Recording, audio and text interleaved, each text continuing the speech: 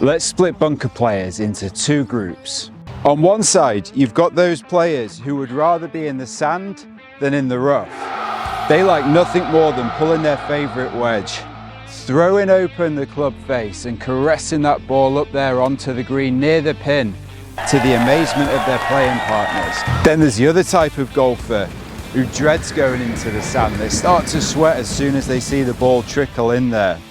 They're full of indecision, they don't know which wedge to use, they're desperately trying to think back to the last YouTube tutorial they watched on how to play the shots, and then once they get over the ball, they've really got no idea where it's going, whether it's even coming out or not. If you're the first sand-loving golfer, well then this video might not be for you, so you've got my permission to hit subscribe and move along. But if something about bunkers doesn't sit quite well with you, well then this club right here might be the answers to your prayers. Or at least that's what Ping would have us believe. So what's it meant to do? Well, long story short, it's called the BunkR. So the name gives it away. And what Ping have done is they've created a club that is loaded with loft. So it's got 64 degrees of loft on it. It's also got a really wide sole and a ton of bounce.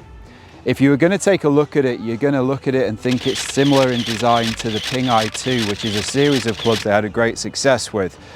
But the story behind this club is that they pulled in a bunch of different golfers, all different abilities, and the same aim. How do we make a club that's just no fuss, gets the ball out, gets it onto the green?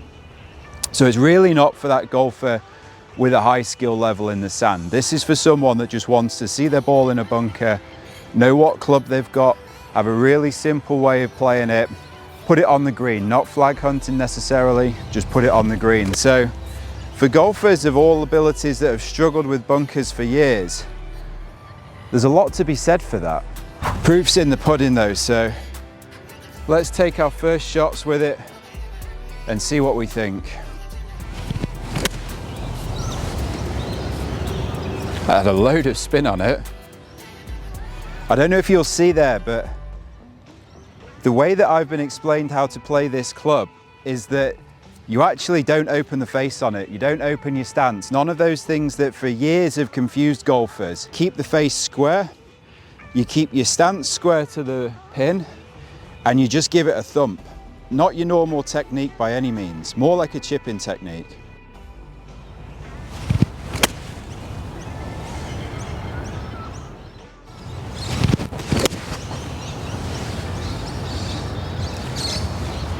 Plenty of spin on it, that one seemed to work out quite nicely. It's definitely no fuss.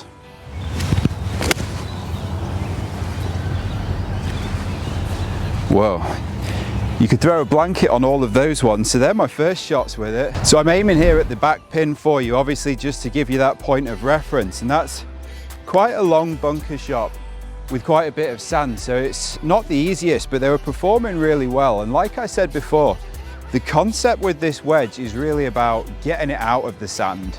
It's no fuss, it's keep your stance square, keep the club face square, just give it a thump, try and take out all of the technical stuff, let the loft, let the bounce, let the design, let all of that do the work for you. I have to admit, all of the shots that I've played so far have done exactly that.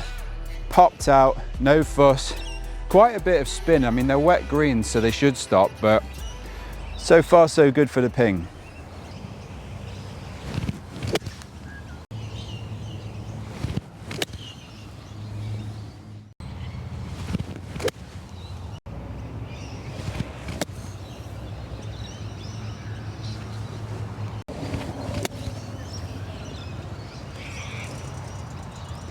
There are three really good examples of just how easy it is to play it, but the one thing I did notice on those ones, and just to keep in mind, is that you really just need to throw the club into the sand. When they talk about like giving it a thump, it's really that. It's don't overthink the technique is what I'm seeing. Throw the club into the sand, and really with the bounce, the sole, the loft, it seems to do a lot of the rest of the work for you.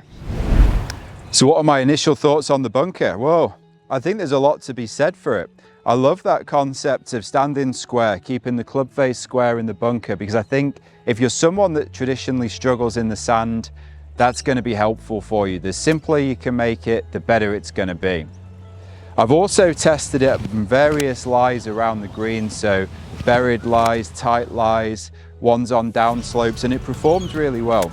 The one thing that I would say with it is you've got to remember there's a lot of loft on it, so you really do just need to hit those shots, commit to them, and let the club do the work for you. Whether it would go into my bag is the obvious question, and to be fair, I don't think it would, but then I don't think that's a negative either because it's not really aimed for me.